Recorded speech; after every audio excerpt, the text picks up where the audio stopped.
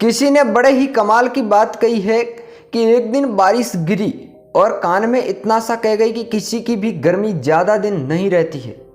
नमस्कार, मैं हूं Om Prakash. Protect motivation YouTube channel में आपका स्वागत है। आज मैं आपके लिए लेकर आया हूं एक साधु की स्टोरी जो सिखाती है कि मेहनत किस प्रकार करनी है और कितने टाइम तक मेहनत करने रहना चाहिए।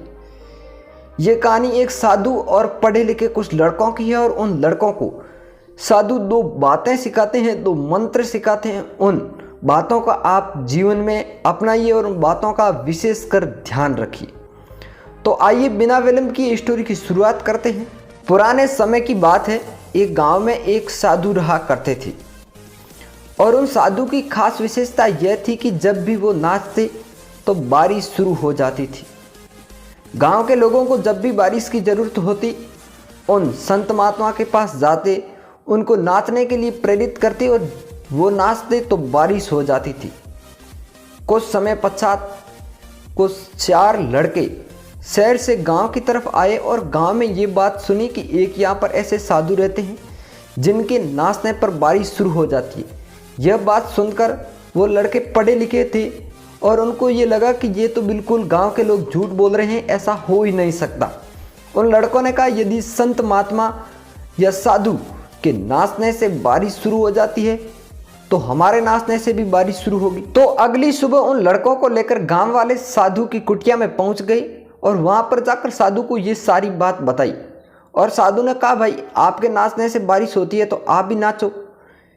एक लड़के का नंबर आया और वो 1 घंटे भर नाचा मगर बारिश नहीं हुई। दूसरे लड़के ने भी सेम वैसा किया और ऐसे करते करते चारों लड़कों ने भी नाच किया मगर बारिश नहीं हुई। अगला नंबर था साधु का। संत महात्मा ने 1 घंटे पर नाचा, बारिश नहीं हुई। 2 घंटे नाचा, बारिश नहीं हुई। और लगातार ऐसे करते करते शाम ढलती गई और बादलों की गड़गड़ाहट के साथ बारिश शुरू हो गई।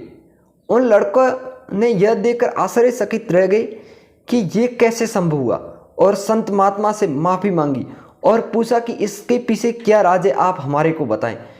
तो जो संत महात्मा ने 2 बातें बताई उन बातों को आप भी ध्यान रखना। पहली बात कि मैं यह सोचता हूँ कि मेरे नाचने पर बारिश को होना ही पड़ेगा, और दूसरी बात, मैं जब तक नाचूंगा तब तक बारिश शुरू नहीं हो जाए।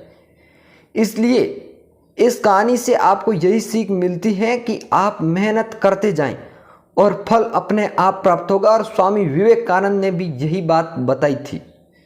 इसलिए आप अपने जीवन में साधु वाला गुण लाइए, उन लड़कों वाला नहीं कि अपने पर घमंड मत कीजिए और अपनी मेहनत को लगातार जारी रखिए।